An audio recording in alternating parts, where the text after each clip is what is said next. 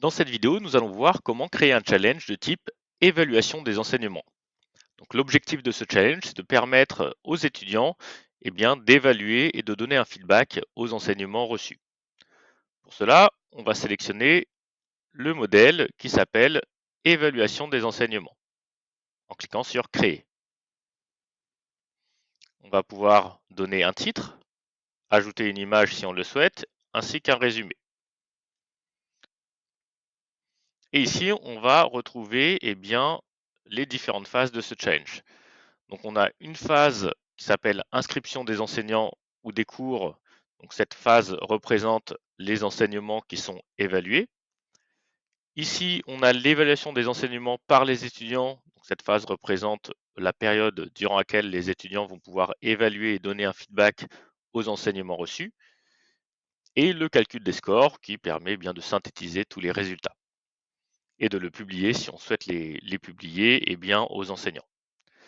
Donc on va commencer par la phase d'inscription des enseignants. Donc pour ça, on clique dessus et on va pouvoir inscrire dans participants l'enseignant qui sera évalué, qui a donné le cours.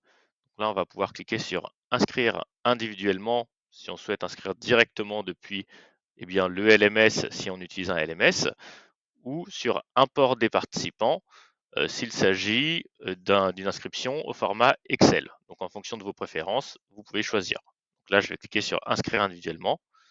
Et puis dans Manager, je vais sélectionner l'enseignant dont le cours est évalué. On n'a pas besoin de renseigner les autres informations, elles sont uniquement contextuelles puisque cette phase représente uniquement le cours évalué.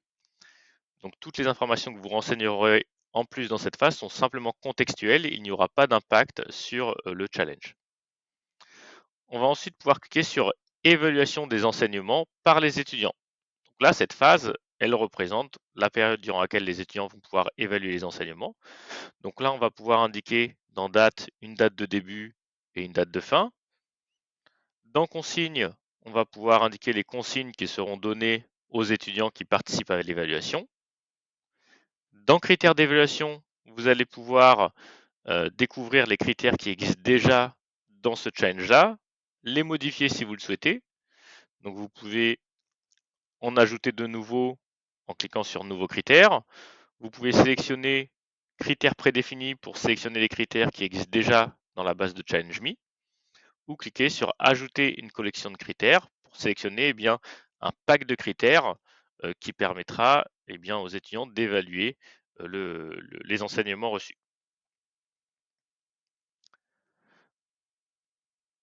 Ensuite, on peut aller dans Options. On voit ici qu'on a le feedback global d'activer et que celui-ci est obligatoire. Cela signifie que les étudiants devront obligatoirement donner un feedback au cours qu'ils sont en train d'évaluer.